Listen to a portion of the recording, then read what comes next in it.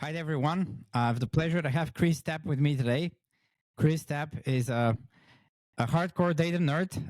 As you know him from LinkedIn, he's the co-founder of Lead Data, and an overall awesome person to talk to. Hi there, Chris. Hi, Karl. Thank you for having me. Always good chatting. Awesome. I think we were discussing just 2 weeks ago. At the 3 weeks ago, actually, at the Skid Data Conference in Verbier, which is Skiers in Data Conference. And wanted to, I was a guest at your press podcast before. Now you have the pleasure that you're a guest at my podcast. Let's start with with the Skid Conference. What's your reflection of this? I can say as a participant that it was really good, and the quality of the discussions and just the whole setting is, I think, unique. What's your resume of this year's Skid? So I think it surpassed my expectations. I think the other thing I said, it surpassed my stamina as well. It was there was a lot of work went into it. The event was fantastic, but it took me a while to recover from it. So, so maybe we'll touch on where the Skid concept was born, because as with most good ideas, these ideas come from maybe an alcohol-fueled night or a discussion which leads to somewhere you don't expect it to. So I was during the COVID era. I ended up getting stuck in Switzerland, shall we say, in the ski resort, and talking to Mike Davis, who was at Snowflake at the time, and we were thinking, would it be a good idea to combine two passions? A passion for data with a passion for winter sports or skiing. We thought, okay, let's do it, call it Skid, and we'll get some vendors and we'll get some people together. And we did it the first year, and I'll be honest, it was a struggle convincing people that this wasn't just a jolly or like an excuse for a holiday. But yeah, we managed to pull it off the year before. But it was this year surpassed that. I mean, the people we had there last year, we had a good crowd. But I think this year it was a bigger crowd. We had some fantastic speakers this time. I think what helped was a variety of not just vendors talking. So we had vendors talking as well as business people and independent viewpoints as well from the likes of Sol, Joe, and Matt. It was a great combination of. I think it's been described to me as it was very much of a community feel rather than a conference. But that ability to go and speak to anyone that was speaking, or the round table dinners at the evening. So yeah, I was very happy with the outcome, and I'm glad that everyone enjoyed it.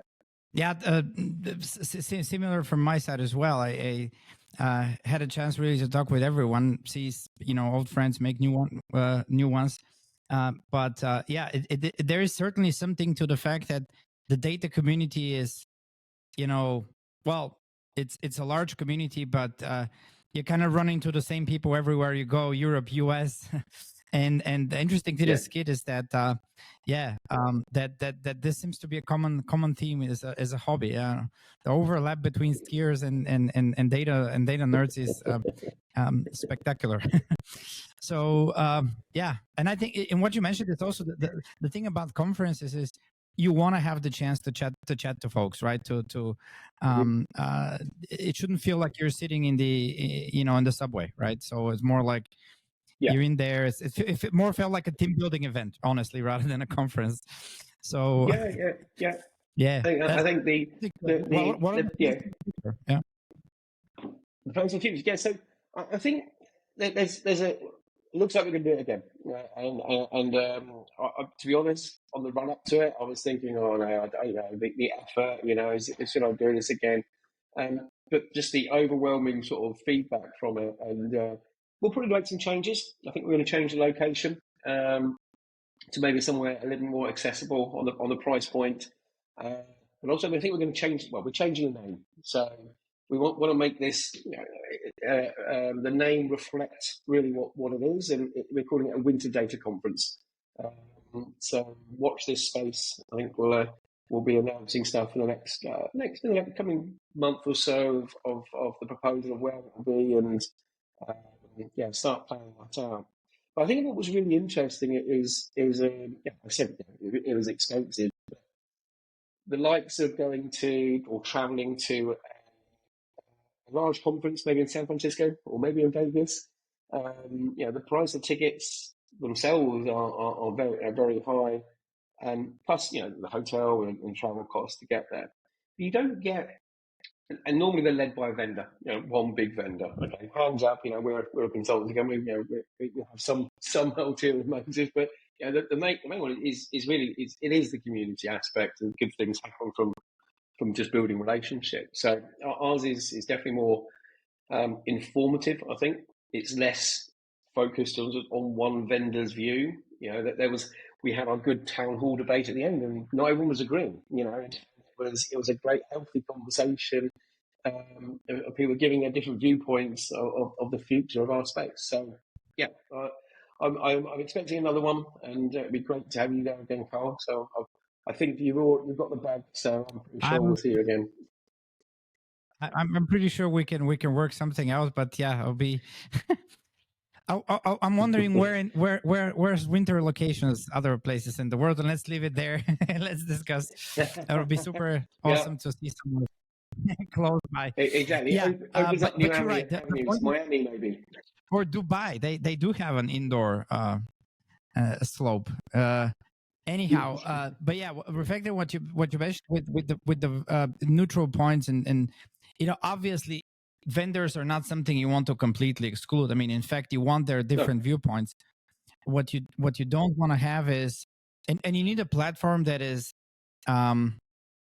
where consultants also can share among ourselves. So what are we working on? What are the things that like this is how you look. I don't believe that you really can be the claim to be super valuable, but you're not part of the community in any sense, right? I'm against this industrial, type of consulting where it's like you sell resources as if you're selling cars or something. It's a very different kind of business, and the community is the key part of it, right? Only if it's just to bounce some ideas and to discuss what people are doing. This is highly important. So we'll continue to partner up and and be part of these places. The exchange was invaluable, and I think a lot of this. As you mentioned, like Las Vegas, I remember last year we met at this also at the San Francisco. That was the Las Vegas Snowflake Summit. But that was the Las Vegas Snowflake Summit, which had like 17,000 people. I mean, it's like virtually every second person you would talk to was from the conference. It didn't really feel like it didn't really have this team building feel to it. But a lot of the vendors who were nice enough, like I don't remember. Many of them organized these side events, which were for us the main event, right? This is where you actually get to talk to people. And the track and the daily things. I mean, if you manage to show up and listen to some of those, that was just a nice add-on. What do you think? I totally agree. Especially in a location like that. I think the problem I had there was I ended up spending too much time running around from the different satellite organisations, and they were overlapping of when they had them. But it'll be interesting to see what happens next year. Obviously, a new location. My issue was I think my flight was cancelled. The next one was delayed. I had to sneak into Ethan Aaron's event last minute because I think they closed the doors, but I managed to get in. But so I definitely, if you compare the two of them, I learned more. I learned more from my own event. Yeah, but but we need. I mean, going to the US is nice, but we need some of those experiences here in Europe. There are some good, I guess, conferences in UK happening, but also in the kind of the continental part of Europe. So we're glad to be part of this event here in Austria on April 17th. Together with Business Circle, will be a great discussion around technology and data, and looking forward to their events also later throughout the year. We had a similar one last December together with Ole and Zenia in terms in format of a business breakfast. This also works great and everyone is kind of rushed to network and talk because it's just feels like a smaller event. So great stuff. Good. But yeah, other than this, I mean, some of the things we talked about is, and I remember this from the from our skit conference. The best part, I guess, was the kind of the last part, which was the open discussion, the roundtable discussion, where everyone was sharing their views, and you had everything from the audience, from highly deeply technical folks asking questions to people asking, okay, you guys are talking about great things, but what's the business value in this? Like, does this make any sense, right? Who cares about this? Does the customer care? Does the board care? Does anyone care really, other than the nerds? And what I'd like to think and to suggest to the community is that it's great to nerd out, to talk technology, and because we kind of intrinsically know, if a technology is great, like what are the levers, like what does it do to make things more optimal, better? And this is completely oblivious to most folks from business who are just like casually, discussing data. They're like, what are you guys talking about? These are the same problems we had 20 years ago. What do you think has changed? Where do you think this whole discussion, business versus data nerds, is going? So I think you're going the right direction. It's probably the first thing. And I think conversations like this and discussions on that panel, and hopefully me banging the drum and the work I'm doing with Matt Halsley is trying to unpack, the statement of business value when people make it. And business value, it means different things to different people. And most people's immediate response to it is the ROI. Okay, what's the ROI?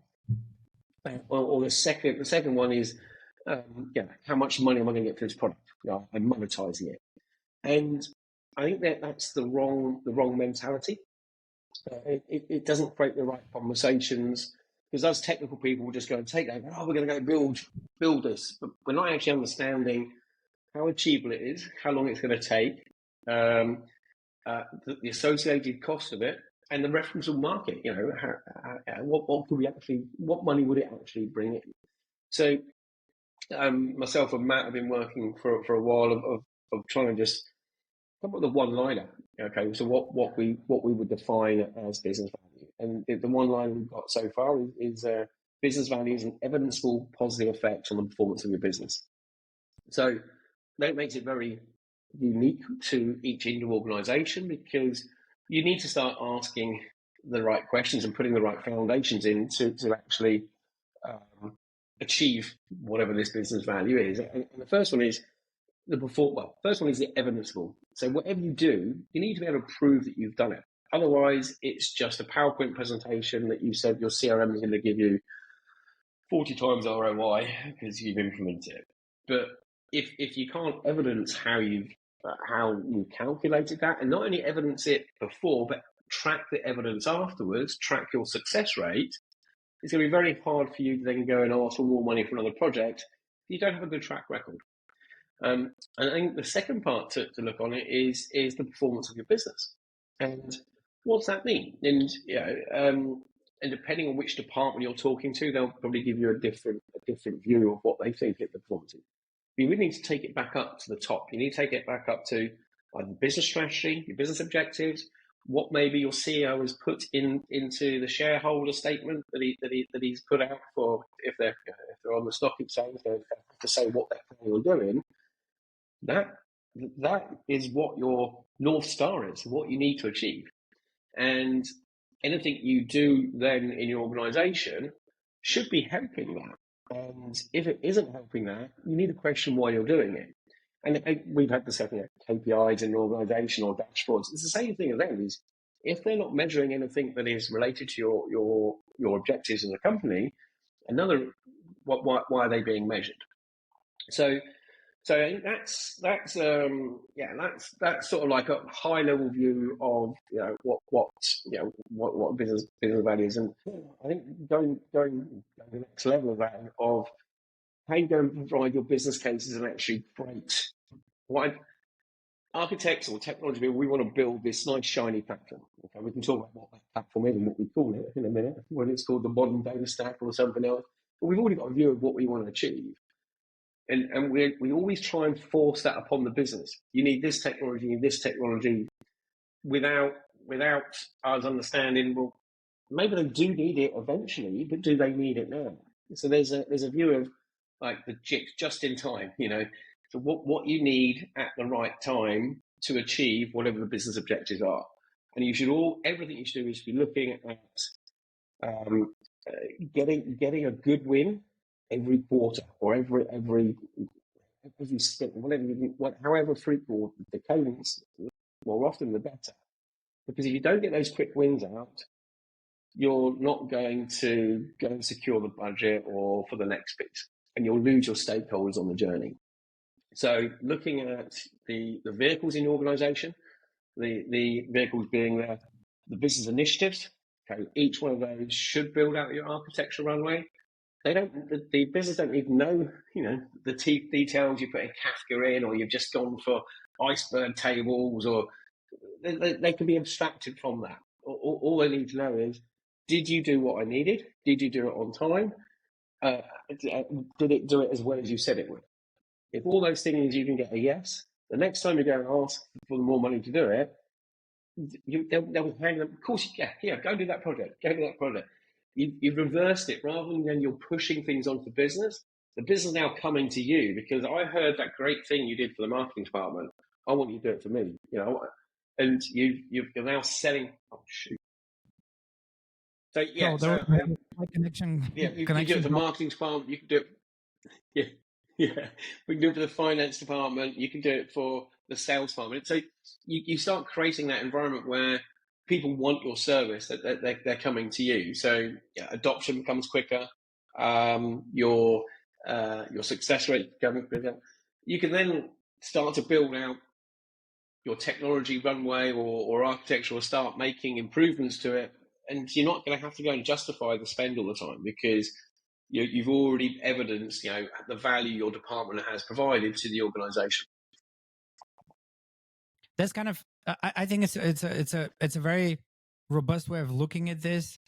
One thing to be certain is that the data team is a business team. If you look at it, if you look at it from a way that you are a business team, then it's self-evident that you need to do things that add value, and then everything works from there.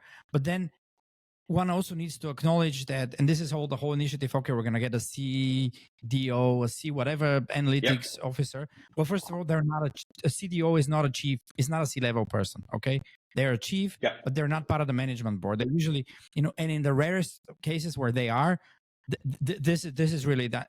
Then it's only true for a very small amount of companies. Those are the ones that are really, really only data driven, where data is the main business. But other than this, you do need to have also some understanding from the management to what you call this architecture runway, right? That we're investing, there's like the immediate gains, things that I'm doing for the marketing, but there's things that in the back that I'm preparing, that I'm kind of running a tight shop in terms of technology and capabilities. Because if you don't invest, like this is what the banks have, right? If they don't invest in capabilities, they're going to run for 2 or 3 years and they're going to fall off a cliff, right? And that's kind of I think this is kind of where we consider the difficulty, right? In evidenceable, because try to show the evidence that this thing that we're doing a roadmap is gonna bear fruit in 2 years, or even in a year and a half. Is still a lot of very far down the line for a lot of businesses that are really next quarter focused. Yeah, and you're right, and I think there's that. The easy ones and the hard ones. Not everything is easy to go and actually attribute to that evidence will be. So sometimes it's really hard to get evidence until after it's happened. So yeah, you need to have I suppose it's the same thing in your portfolio. You hedge your bets. Okay. So as long as you've got some quick wins in there, or small things that keep the stakeholders on, that are running alongside your longer projects that are going to take that time to actually prove the value that they can provide, you're going to have an easier journey, because you've got people focusing on all the good news you've got going out, and leaving you alone to do the long-term projects. So giving you the ability to work in your own without having to justify everything you're doing. Autonomy, I think, as well, so to actually achieve some of the longer term objectives. But you touched on a really interesting point about CDAOs, and I've talked about CDO tenure time, of how long they actually last, and what's the reasons for that. And there's probably many of them, but I think one of them is a CDO. Where do they report? How the responsibility of the CIO? Where's the CTO fit into it? Who's their manager? Who's signing off the budget for the stuff? Have they got dependency on other departments to actually go and build the things that they need to actually achieve success? And I think where that person reports in an organisation is really critical to your ability to be able to succeed. And I think there's a defined 3 modes in an organisation, and I've got some views of where the CDO would fit into each of those scenarios.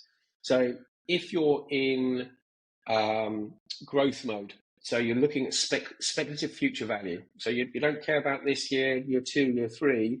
What you care about is market share, beating the competition, getting more features out quicker. Doesn't matter if you're running at a loss. That's the aim. That's what you're focused on. The CDO needs to report to the CEO at that point, because the CEO, that's his vision. That's what he wants to do. And that's the mode that organisation is running in. So then the other one I'd say would be a stable mode, which is maybe don't have a very large cash reserve. You need to be a bit more accountable for your spend. So what you'll do is you'll optimize some areas that save some money, and then you're reusing that money saved as well as some additional budget to build that hybrid mode. Optimize future again. So you're using some savings to help with your future, so it doesn't cost as much. But it's not about that year. It is a little bit forward thinking. And then you've got stable mode. So stable mode is, you're burning cash at the moment. Your CFO, anything that's going to sign off, he's going to want to see the benefit this year. The CDO can only report to that person, because anything he wants to do anywhere else, he's not going to get the budget to do it, because they're hamstrung for cash, and they're not able to. They're not able to actually achieve their goals or that they've been set. So I think that CDO role, if I may add to that, there's also 4th mode, the crisis mode, right? Where you have the case where you would basically come in as a data team, and you'd have to basically, redo, undo, unravel, and kind of rewire the whole thing, because there's a crisis going on. Whether you need to get some data out, whether there's various reasons we could do it. I remember back in my day when I did forensic, that was the forensic way to do it.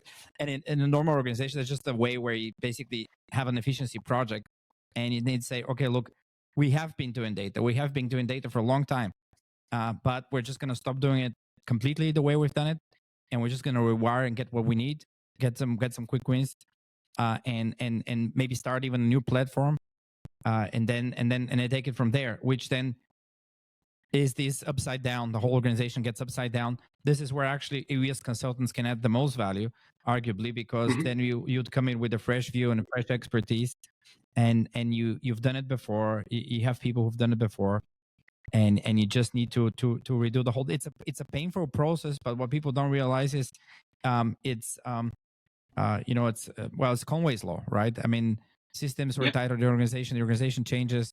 What happens? You need to step in and do some consulting work, and this is where I think data plays very, very well with management consulting, business strategy, and then purely efficiency, getting quick wins, rewiring things that people would usually say, "Wow, this was gonna take. It took us 10 years to develop." Well, it's gonna take us 6 months to redo. That's how this business works. It's not gonna take us 10 years to develop a new, for various reasons, really. And so, and this is where you really need to know the kind of the pace that your team and the client team can sustain to achieve this, right? And then you can go into your modes of like, okay, am I growing? Am I just conserving costs and just trying to be more efficient? Thinking about, okay, does the customer care about this feature? No. Well, then it's nice to have. Then it's the data group maybe care. but the customer doesn't care. That's a sad reality. But also I think that's why I think the business, the data nerds should embrace this. If it's not adding value, then they shouldn't really be thinking much about it. I see what I see online is so much around, oh, is this technology better? Is this going to be Python? Is this going to be Rust? Who cares?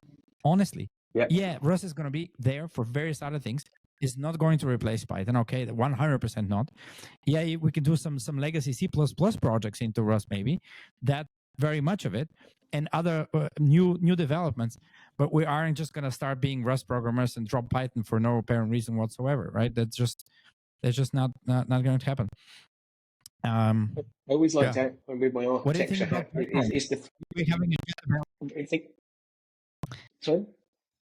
sorry, the latency.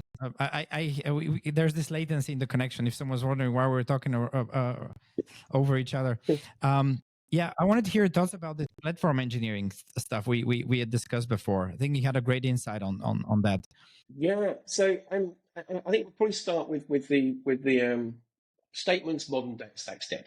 So there's, and I think I did a post about this saying we're very morbid in the data world. We're modern data stack's dead. Reverse ETL is dead. Data mesh is dead. Dashboards are dead. Sorry. Agile is dead. Yes, yeah. Agile, or you're like, oh, Agile was already dead, dude. What are you talking about? Agile was dead before. You're talking about the more recent deaths in the data space, not the old ones. Yeah. But yeah, so we are quite morbid of and I think it's good for marketing to say things are dead. We need to probably look to see why we're doing that. So and it's because the data technology space is moving much faster, I think, than the operational space, and we've had failures. And each time we're of a failure, we just say, "Oh, well, we did this wrong because we didn't do this." We go back a few years. Data warehousing didn't work. It was too expensive. They've always failed. Then we said we need a big data platform. It's cheaper, and we're going to run on open source data, Apache projects. We're going to do it all on commodity hardware. That failed. Okay, so with modern data stack, we're doing this all in these SaaS products that are there. Then we added too many SaaS products because they only did certain bits of it. We got up to 10 different products, and then people look at the cost of it. Okay, we need to start again. We're calling it dead. So, and it's a shame. It's a shame that we do that approach, because you don't see it in the operational world of CRM's dead, we've got to replace it with CRM2. It's a capability that you can use many vendors for. And in the same way in the data space, we need to start thinking of these things as capabilities. They don't call it Customer 360 anymore. This thing was dead. At least that is dead. They don't call it Customer 360 anymore. There's some things that are dead. we have Customer 720 now. Exactly. They only ever got to Customer 90 because they could never get the rest of the other three quarters. But so and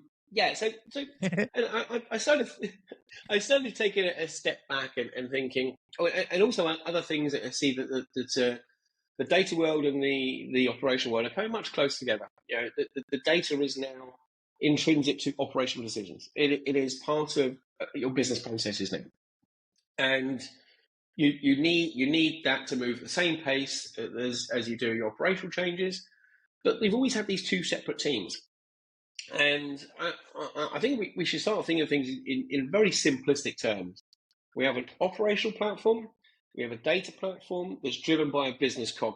That cog is driving us for our CRM, our ERP, our accounts, but the data is just part of that platform. It is just another cog that is very closely aligned to it.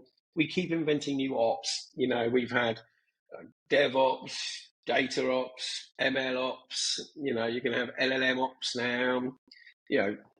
We need to step back and go, well, you can't. How many ops teams you need? It is just ops. This is operations, and we need CI/CD that spans both sides of it. We need to look at changes and look at them in its complete entirety. We're not just looking at to change the operational system. That change the operational system is done at the same time by the same team, I think, and the controversial statement is, data engineers, application engineers, the two are going to morph. You'll need the same sort of skills, or maybe a team that has different lenses within them, but it's one team. It's one team that, you've got your CRM specialist in there with your data modeler, or your data engineer, your analytical engineer that we used to be, but they're just in one team with different sort of skills that are in a team that is using a single ops approach that is, Exactly. considering Let me as you mentioned, just to reflect on it, because I think it certainly rings true to me. I think we recognized this earlier back in the day, and I think for you and your teams as well, that we used to have like let's move the history clock a little bit. You used to have like an ETL team. You used to have like a DBA team. Like before you had data ops, you had different mini versions of ops. Then people figured, okay, there's the same people with the same skills. They're just handing off when the pipeline breaks in a on call. They're handing off stuff. It's completely inefficient. Let's converge it together. Then you had the data ops team, and people figure out, okay, you have this analytical world, and you have like this operational world. Well, how do we go about that? And then when thinking about the development, and I think I certainly see this convergence with and it's also driven partly also by technology, not only the business necessity, but also the technology of saying, okay, data engineering teams now also have to develop, REST APIs and integration pieces, not only just, downstream analytical stuff, right? I'm sure some, there's, especially in the big tech companies, well, they will disagree. They have like very specialized, teams. But in your general, insurance or bank or that kind of industry organization, it is converging. And then you had the classical case where you have people who do just classical software development, back-end development, maybe a little front-end, maybe even mobile. Well, first of all, these guys had to argue business value, but in a different way, right? Not in the way that data has to argue business value. However, as soon as data comes in, and as soon as they have to use something like an operational data store, well, there's already a need to discuss. And then you have like discussing business, the data team, and the IT development team. And oftentimes, and we've seen this with clients before, people develop these microservices and develop, I don't know, some databases with no indexes. Like there's way that pure software engineers can absolutely misuse databases in very shocking ways. And then you think, well, doesn't it make sense for them to talk to the database people who know how to run an index on a database? Come on, I mean, this isn't hard. And this isn't an individual case. I mean, this is across the board the default, right? If you have a knowledgeable software engineer that would, do this properly, they're the exception, not the norm, right? If they'll be particularly, for whatever reason, knowledgeable in database design. And then comes the whole topic of data modeling, where these things also have to converge, because it doesn't make sense to model at the replicas if you don't if you don't care about the model of the upstream system, which is actually the system, right? So there's what I'm trying to figure out is what your opinion is. Will these things ever converge? How do you think see this playing out in, let's say, a year from now? I mean, in fact, it's very interesting. I was just talking to someone the other day about this. I think it's a technology blocker there's a technology blocker and there's a people process challenge. Okay, so I think the technology blocker at the moment is, we have transactional platforms and analytical platforms. They are different platforms. They require different use cases or characteristics. And I mean, go back to 2014. I think Gartner came up with the concept of HTAP. A hybrid transactional analytical platform or processing. So the ability to do two things in the same place. Snowflake launched Uni stores, Uni tables, I don't know, 2 years ago now. It hasn't quite picked up yet, but they've had other things they're focusing on. 2019 is when they announced that they'll do it. Wow. What do we have now? Long time. So yeah, we're 5 years late. So it's obviously a challenge, or maybe they haven't seen it as their priority. But there's other people doing these things as well. It doesn't.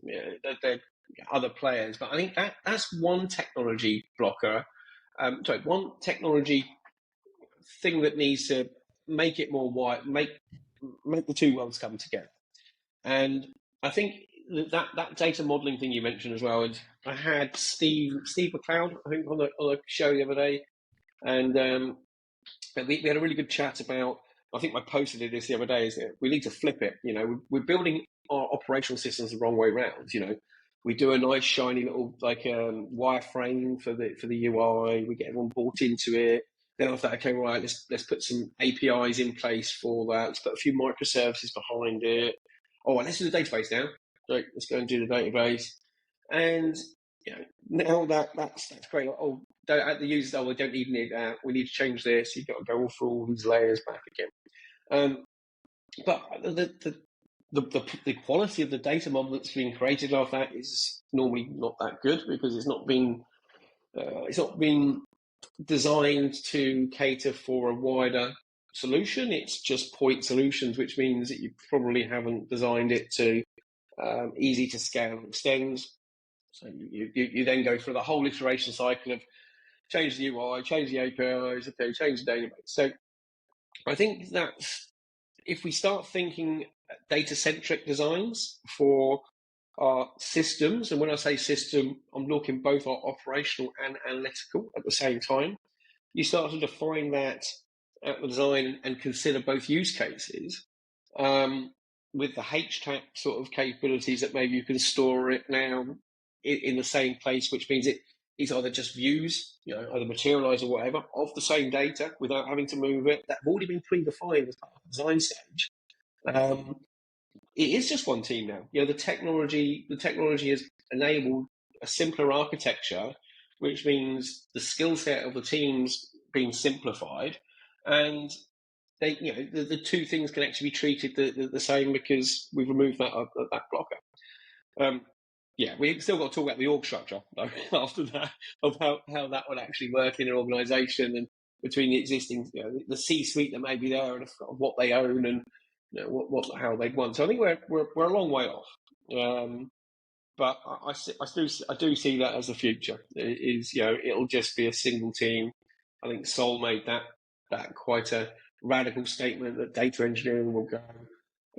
Data engineering aspects will go, but maybe it's a hybrid role now. There's the levels of the knowledge and skills needed by it's been simplified now because the architecture is simplified.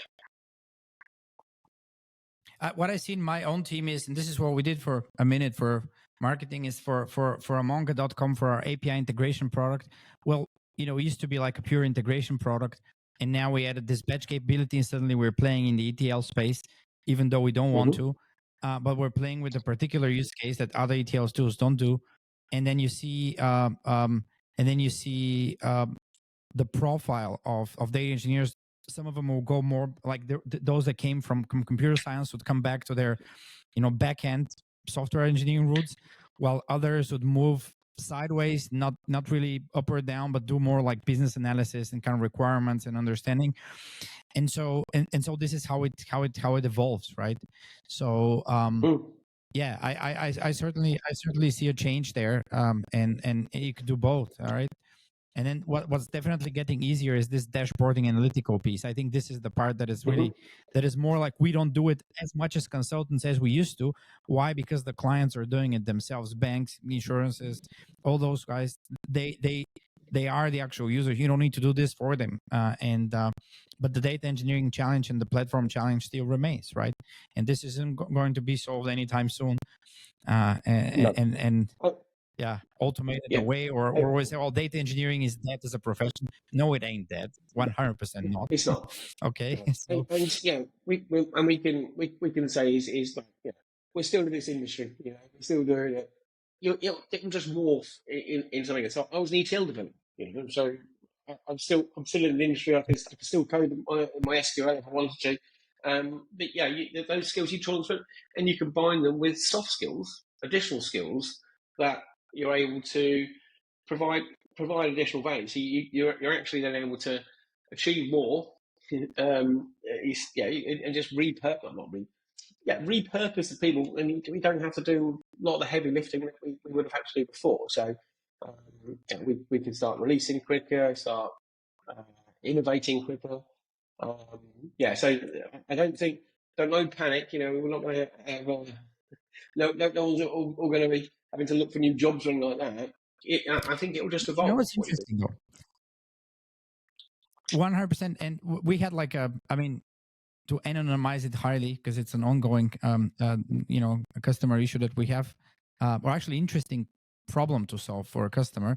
And then we figured, all right, there's a particular job that takes 1,000 person hours to complete. Okay, because it is a major XSD schema change. You need to do a lot of stuff, and then we thought, okay, well, let's challenge ourselves. What if we use the AI, and then to make it, to do it in 300, in 400, and then we opened up this whole super great discussion around, okay, which algorithm are we going to use? There's many different approaches. Can we pack it and use just as the latest AI models, the coolest, the thing? No, actually, it turns out they're not going to be the best for the job for various reasons. And then you actually still have the case for good, targeted, classic machine learning, then you can apply. And this is still ongoing, but this is kind of one of those very interesting things that make the job very hands-on and very, very challenging. It's not your standard, kind of ETL mapping and that kind of stuff, which the more you do of it, the more it's like, okay, it's great, you're good at it, but it's something you do well. And this is where the whole convergence of skills comes together from, machine learning, classic computer science, data engineering, and you can develop some solution. I think we arrived at a good place that will add more AI functionality to our own product because of that. And so because this was the thing we also had previous guests on my podcast said, okay, how can you be an advocate for AI for your customers if you aren't using it yourself, right? Your teams have to use it, or else you're just pushing something that you aren't, being a vendor for something you aren't using yourself. And I think there is very much the case to just go and try to kind of cannibalize your own person days, person hours by coming up with an AI approach. But it's much more difficult than people would assume. Like, this isn't going to automate us away anytime sooner. In fact, it's just going to help us grow more. Yeah, I think so. I think What's your view on that? Another area. Yeah, I think you're right that it's not going to remove. AI's not going to solve the world. I think go back to architecture patterns and how you're using it is what we should be doing. It's looking at, okay, what works well for each particular use case. Not everything is, and you still need to have human in the loop for a lot of these things. Because if you go and think, okay, right, I'm going to outsource all this stuff, it's on fine. It's a big risk. It's a big risk. So I think it's looking at when you need to have the human in the loop, when you need architecture oversight. Otherwise, you're putting all your eggs in one basket. I think the other thing I was just thinking as you were saying that was we keep the mapping was what triggered the thought, was it? We keep redoing this mapping of, okay, we're going to map this CRM, we're going to map this ERP, we're going to put it in this let's say Shopify, the e-commerce platform.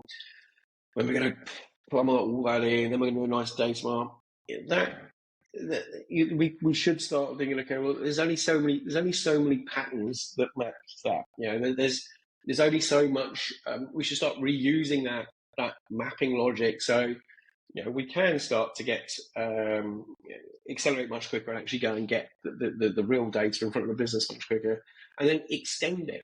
I think the other thing that a company should really focus on is what gives you a competitive advantage. What is your special sauce as an organisation? And that's the areas that is going to make you different or give you that additional value of your organisation for your universal selling point. And I think that's where we need to start looking at looking at actually focusing our attention rather than just some of the problems that have already been solved before. Don't go and build your own ETL tool. There's already plenty out there. Don't go and try and solve a homegrown security skim solution. Go and use something that can do that. But use them use them in a way that you collectively know they all work together. And I think this is where companies like our company's help out is we know how to put these things there. We know what works. And if you look at just going out to a particular vendor, they're just solving one particular problem. I think where architecture lens and specialist consultancies like ourselves, we've been here, seen it, done it. We can get you there much quicker and build and have something that is extendable and scalable going forward. So yeah, there's plenty for us to do still. 100%. And so we were discussing before, especially when a vendor comes with this new approach, well, it's usually some already existing, something we've seen before 10 years ago, maybe 20. So just spun in a different way technologically because of a leap in hardware and leap in software, but it really is the same thing, right? It's and I think people that are older than us probably say, oh, and that was true even 40 years ago. We've been thinking about the beginnings of this and that, and it's still the same basic thought. You kind of have this kind of recursive data reinvents itself every 5 years. Thoughts, yeah. So but also on your thought of like, okay, yeah, I think being technology agnostic is very important for consultants, and that's also some of our risk that we have is like say, okay, we are a Snowflake or an Oracle or whatever certified. Well, yeah, but not because we're salespeople for those organizations, right? We aren't. We're going after what's good for our customers. Oftentimes, we would kind of explain this or that if we believe in it, but we are really being sales folks for those organizations, and that's the advantage, right? But you also do need the cooperation of the vendors, right? I mean, they don't exist in like a parallel world. You need to work with them, have a good relationship with them, and also I think you kind of have to try to be as up to speed with the latest tech as much as possible. Things change. Like what used to be cool 5 years ago maybe isn't as cool anymore, right? So there's different various ways. There's the open source world. There's the that's also evolving, even though the latest examples go against open sourcing anything. I was thinking of our own Among product, open sourcing it, but then it turns out that that this is actually a very difficult thing to do correctly, and the business value in it pays off for very few organizations. Doing it for the common good is something that it's a lofty claim, but it's dishonest for most organizations that do it because they think they're just altruistic. It's just you can see through this, and there's no, you're not saving the world. We know who you are. There's this other cases of like risk. If you look at the AI space of they should rename themselves closed instead of open. And there's actually not only this company, but also the other one, the European one. I just don't want to name names. But yeah, open source seems to be kind of like the stunt to get to prominence and then close the doors, which is valid from a business standpoint. It's fully respectable. But for except if you drank the Kool-Aid, depending on whether you were just a very optimistic regulator or just someone interested in this and believing the company. So yeah, it's open source is also kind of evolving in a way that being open source isn't as cool as it used to be. Maybe even a few short years back. Yeah. So yeah, I mean, it's and also I think it is. Sometimes it's a bit of a vanity project. So when people do the open source, it's and that's great as a get your name out there, and then after that go and work for an enterprise company that goes and makes a wrapper for it. But you're right. It's open source is not as open, and it doesn't come without a cost nowadays as well. It's super difficult. Sometimes I spoke with Joe a couple of basically a long time ago on when I was a guest at his podcast, saying moving from services to a little bit more product is insanely difficult, precisely for that point, because when you used to when you're used to advising customers that like, okay, don't go with this exotic technology, go the proven way. Certainly for things like security or anything like that, you mentioned 100% don't try to be the hero. You aren't going to be spending, anything as close to, even if you're a big organization, as close to the likes of anyone really in the cloud space. But there's other aspects which still amaze me, and I find this very fascinating. It's like when we're looking at this API conversion space. Yes, there are some commercial vendors. They're very expensive. They're super difficult. Unlike the ETL world, which is very highly saturated. There's like connectors for everything. There's tools for everything, open source, closed source, commercial, all sorts of stuff. And so what we did was like, okay, we just proceeded and and created this tool, Amonga, because we just didn't figure out what's the closest acceptable commercial solution. We just didn't find it. This is how you find these opportunities to create your own tool. But I think you need to be realistic about it. I mean, and just know where to use it and where not to use it, and that's and that's kind of the honest thing to do if you're both doing services and a product. Yeah, it's that architecture. So it's that architecture advice, isn't it? Yeah. I mean, is there some events or something where people can meet you or see you in the upcoming months? You're not going to Austin next week, or are you? To this data thing in Austin next week? No, it's the, what's it called? The Austin Council, Data Council. Yeah, so it looks actually quite promising. I looked at it. Someone asked me if I'm going, and I said no, but I didn't know about it. But actually, it looks pretty cool. So no, it does look good. I'm at Data Universe. I think it's 11th and 12th of April in the Jarvis Centre in New York, and then I'm back in London. We've got our normal meetup on the 18th of April. So anyone in London that wants to come along to that, it's at the normal place. You'll find it on our you'll find our website, but our website's down because our providers actually had a flood, so they're still trying to get us back online, and they're a reputable company as well. I'm not going to name them now, but yeah, it was interesting feedback on that. So we'll be on our website when we're back later, hopefully. But yeah, you'll see me in New York, or just look on LinkedIn. You'll find out where I normally am. Normally get stuff out quite regular. Awesome. Well, Chris, it was great to have you as a guest. Hope to chat soon, and and maybe think about the winter stuff that you just announced. As an avid skier myself, and based in Austria, it's certainly something to figure out we could work on. And talk to you soon. Cheers. Bye, everyone. Brilliant. Thanks, Karl. Take care. Cheers. Bye, everyone.